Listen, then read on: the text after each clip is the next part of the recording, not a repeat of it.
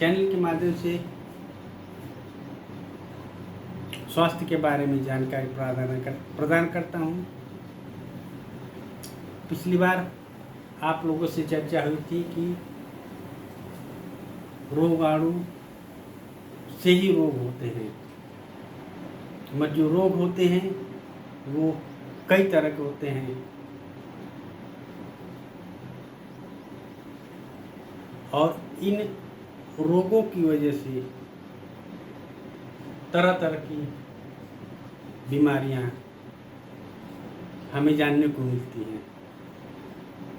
आज हम लोग रोग के बारे में जानेंगे, वो कितने प्रकार के होते हैं उनके बारे में जानेंगे, क्योंकि जब हम जाते हैं तो मौसम के हिसाब से अलग अलग रोग हमें डॉक्टर बताते हैं। इस समय प्रायः आप लोगों को संक्रामक रोग के बारे में ज़्यादा जानने को मिलता होगा, सुनने को मिलता होगा। उस रोग में जो हैं संक्रामक तो ही हैं, कुछ गैर संक्रामक भी रोग होते हैं।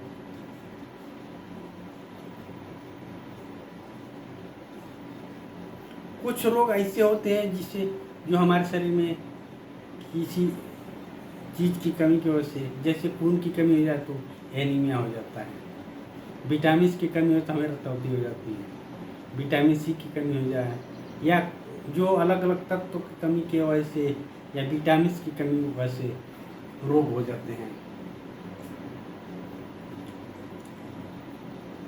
शारीरिक रोग भी होते हैं, मानसिक रोग होते हैं और कुछ आध्यात्मिक रोग भी होते हैं।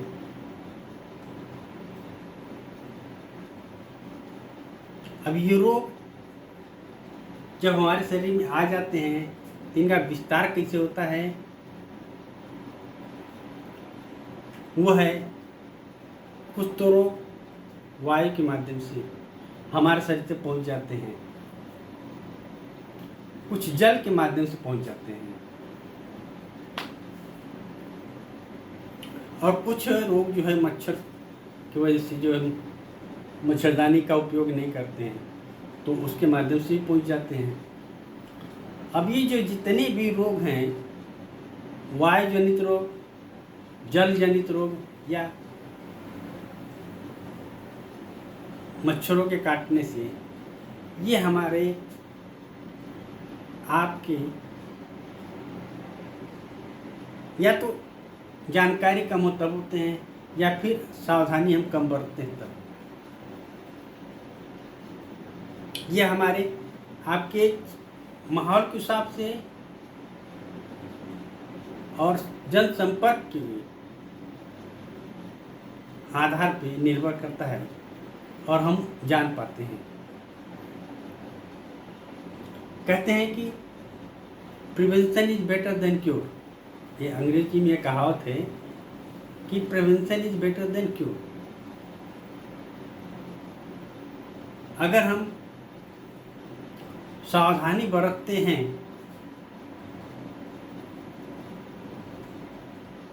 दवा न भी लें तो हम निरोग रह सकते हैं।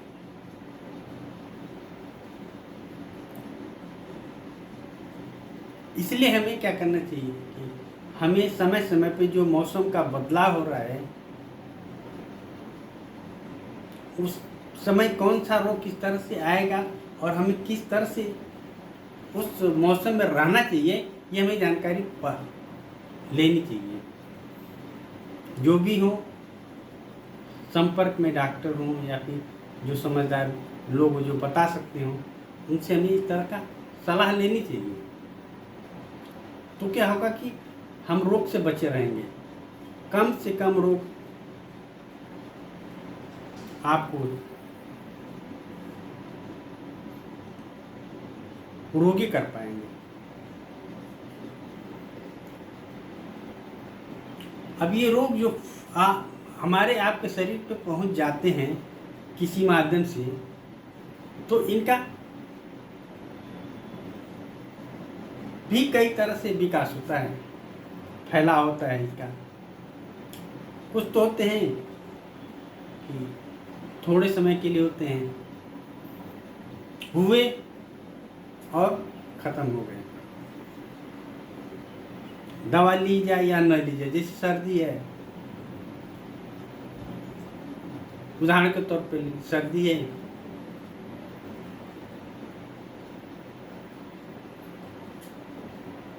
और कुछ रोग ऐसे होते हैं जो असाध्य होते हैं, लंबे समय तक चलते हैं, उनके लिए इलाज भी करना पड़ता है लंबे समय तक। रोगी परेशान हो जाते हैं,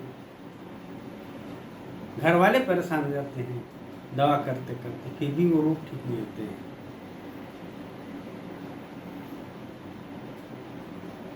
कुछ रोग फैलते तेजी से हैं, मगर एक समय तक फैलते हैं, फिर उसके बाद समाप्त हो जाते हैं।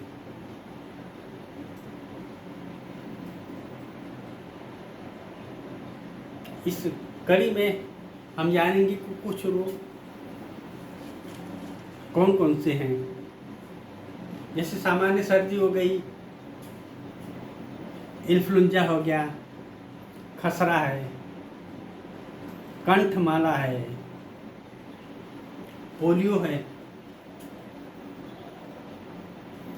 माइलाइटिस है, रेबीज रोग है, चेचक है, चिकन पॉक्स और पित्त ज्वर,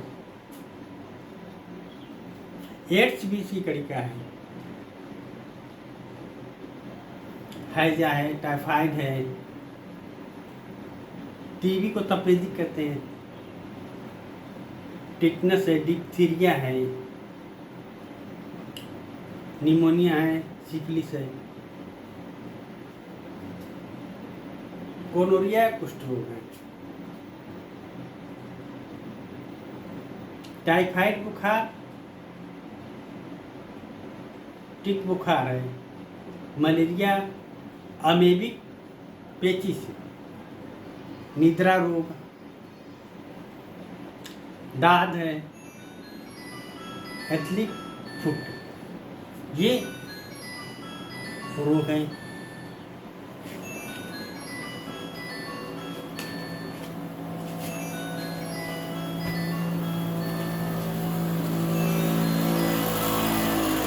अब चलते हैं कि संक्रामक रोग क्या होते हैं। ये हानिकारक जीवों के कारण होते हैं।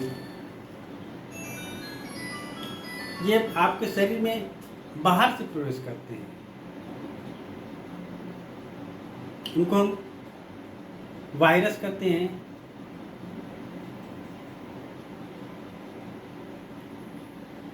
बैक्टीरिया भी होती हैं।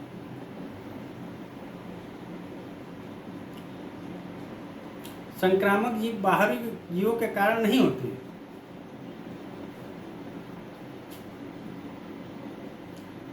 जो गैर संक्रामक होते हैं ये बाहरी जीवों के कारण नहीं होते हैं, बल्कि आनुवंशिकी होते हैं। शारीरिक अंतर, जैसे उम्र बढ़ना, इसके कारण भी होते हैं, या जिस वातावरण में आप रहते हैं उस वातावरण के कारण भी होते हैं।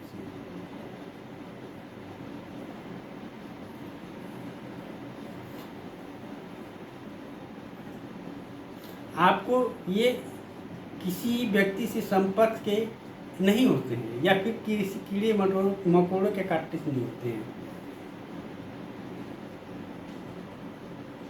या फिर ये कह लीजिए कि ये अपने भोजन से जो खाया है उससे भी नहीं होते हैं।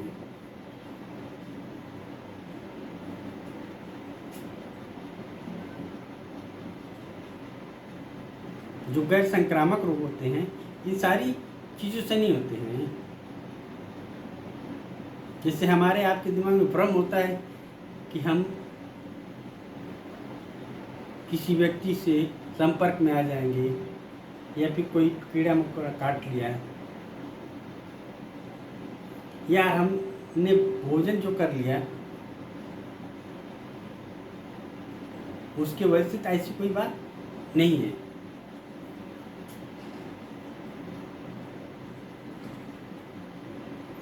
फ्लू है, खसरा है, HIV है, स्टेप थ्रोट है, COVID-19 और साल्मोनेल, ये सभी संक्रामक रोग हैं। कैंसर है, मधुमेह, कंजेस्टिव हार्ट फेलियर और अल्जाइमर, ये सभी जो रोग हैं गैर संक्रामक हैं। संक्रामक रोग भी कई तरह के होते हैं।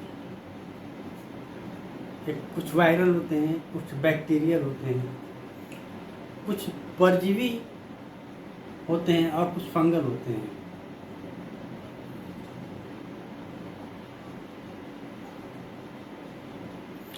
संक्रामक रोगों का एक दुर्लभ समूह है। इनको हम लोग चिकित्सकीय भाषा में ट्रांसमिसिबल सोंजिफार्म एन्सेफेलोपैथी TSES के नाम से भी जानते हैं।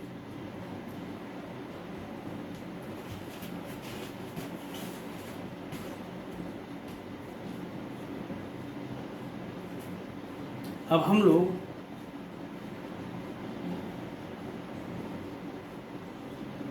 वायरल संक्रमण के बारे में जानेंगे। वायरस एक जो सुरक्षात्मक आवरण होता है, वायरस जो होता है एक कवर से ढका होता है और उस कवर के अंदर जो होता है वो RNA या DNA होता है।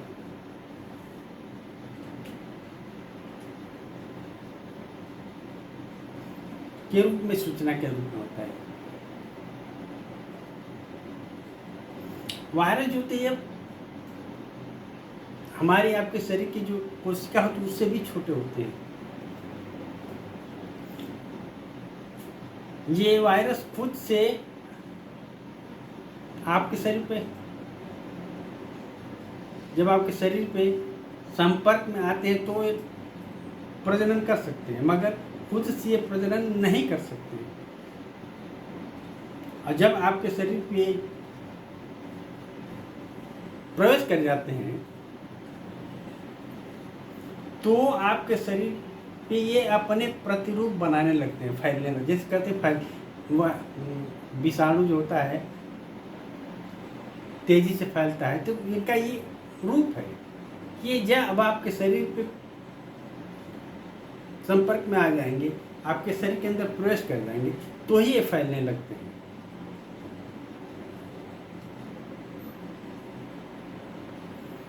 अब हम आते हैं जीवाणुओं के संक्रमण के बारे में। जीवाणु एक कोशिकीय जीव होते हैं।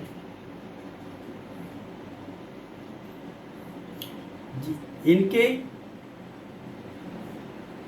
निर्देश DNA के छोटे से टुकड़े पर लिखे होते हैं। बैक्टीरिया हमारे चारों तरफ है। ये हमारे आपके शरीर के अंदर भी है और बाहर भी है।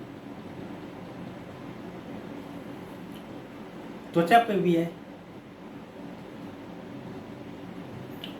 कुछ बैक्टीरियाएं हमारे शरीर में रह के हमें फायदा पहुंचाती है, मगर कुछ बैक्टीरिया होती है हमको नुकसान भी करती है। क्योंकि ये जो है आपके शरीर के जब संपर्क में आ जाएंगे तो ये विषाक्त पदार्थ छोड़ते हैं जो हमारे आपके शरीर के लिए हानिकारक होते हैं और हम उससे बीमार हो जाते हैं।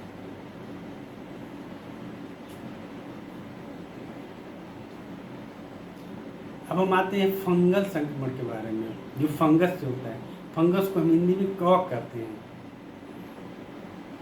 ये कवक आपके शरीर पर भी रहते हैं और अंदर भी रहते हैं। जब ये कवक आपके शरीर में बहुत बढ़ जाते हैं या फिर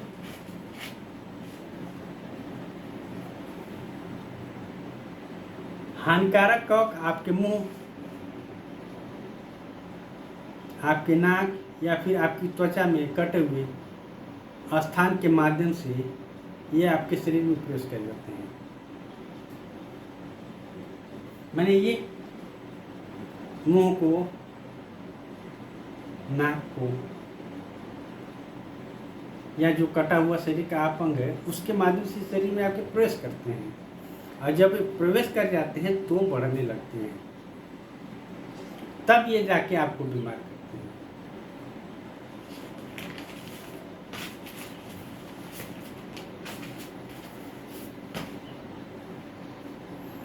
कुछ संक्रामक परजीवी होते हैं, ये अपने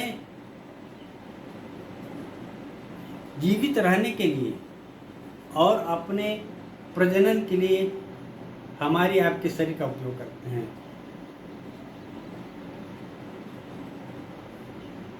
परजीवी जो कीड़े हैं, हेलमिथ और कुछ कोशिकी जीव जिनको प्रोटोजोआ के नाम से भी जानते हैं, ये परजीवी संक्रमण होंगे।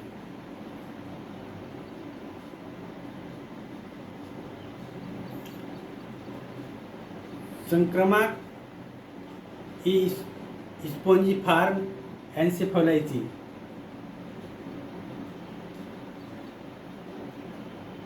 संक्रामक स्पोंजिफॉर्म एन्सेफेलाइटी TSCS या प्रियन रोग भी कहते हैं। ये भी प्रियन रोग के कारण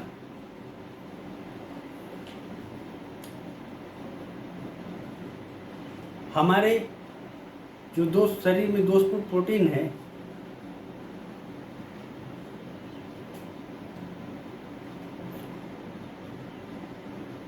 वो प्रोटीन हमारे शरीर में दूषित हो गई होती है, और जो हमारे शरीर में स्वस्थ प्रोटीन है उसको ये दूषित कर देती है, क्योंकि ये जो हमारे शरीर की इम्यूनिटी है वीक हो जाती है, और इस दूषित प्रोटीन को, जो हमारे स्वस्थ शरीर में प्रोटीन स्वस्थ है, वो ठीक नहीं कर पाती है, बल्कि इसके चपेट में ये आ जाते हैं हमारे स्वस्थ प्रोटीन, और उस तरह से आप बीमार हो जाते हैं।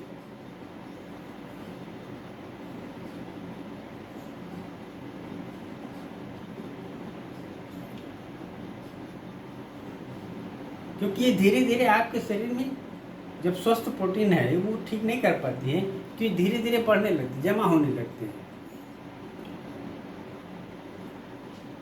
और आपको हमको बीमार कर देते हैं।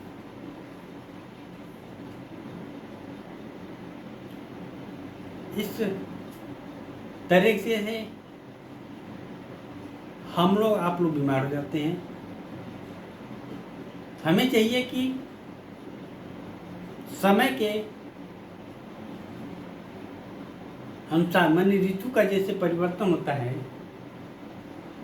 उस समय हमें किस तरह का भोजन, किस तरह का राशन उपयोग करना चाहिए, उसकी जानकारी समय समय पर लेते रहना चाहिए, ताकि हम स्वस्थ रहें।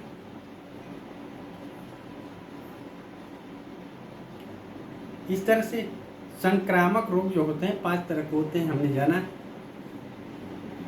मुझे उम्मीद है कि आप लोगों को मेरी यह वीडियो पसंद आई होगी। अगर पसंद आई हो तो एक लाइक जरूर कर दीजिएगा। धन्यवाद।